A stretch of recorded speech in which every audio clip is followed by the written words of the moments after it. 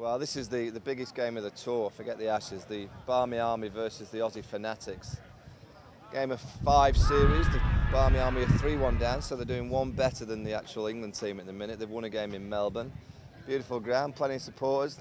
Yorkshire Tea provided a nice iced tea, lots of cakes and Yorkshire puddings and roast beef, so it's like being at home. Similar weather as well, it's windy.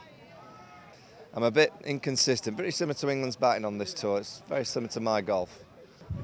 I could play well for 5 or 6 holes and look like a 1 or 2 handicap, and the next 5 or 6 holes I could quite easily look like a 24 handicap. It's all about getting off the tee, getting it down the middle, and I don't know, I think it kills a bit of time to start with.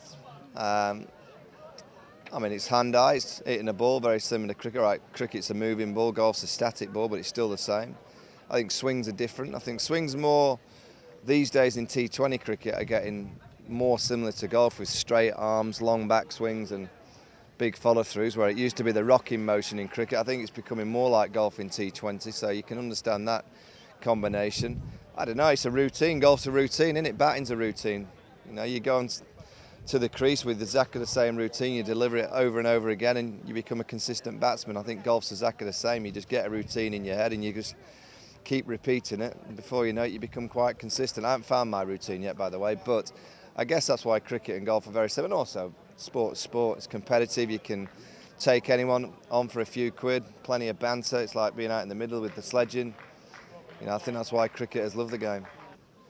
He had a few good days on the cricket field, but that was his moment in golf. To shoot 71 at St Andrews off the sticks, you know, it was a pretty good effort, but I'm not going to give him any praise. Well, he was lucky, you know, to shoot 71. It should have been 69 as well. He missed a couple of real short puts. I've only played twice. I try and play, you know, as much as I can, but, you know, I think when you're on tour, you're working all the time in terms of commentary, and then you get the odd day off because the team doesn't play so well. So I must thank the England team, actually. We've played a couple of days on the 5th day because they've been hammered. So there's not, you know, too much doom and gloom around the side from the media perspective, because you get the odd game of golf that maybe you wouldn't have had. So it's been a tour of a 5th day of golf. Played a nice course in Brisbane, a nice course in Adelaide. I mean, I've been fortunate to play so many good ones, but my favourite one's Leopard Creek in South Africa. I just think it's absolutely stunning to think that you're playing through some incredible wildlife. You know, hippopotamus is there when you're teeing off. You know, there's alligators and crocodiles just behind you. You have to just be a bit wary, but you look along the Elephant River and you just see them all out there on the banks. It's a stunning golf course. So Sun City, I mean, played that course with the alligator hold, and I was tempted once to. I was taking Hussein down. It was getting very tight, and I just put mine into the alligator pit, and it was just sat pretty on the grass. I was so tempted to just jump in and play it. You know, anything to try and beat Nasser Hussain. I opted again, still beat him, but I was very tempted to jump into the pit.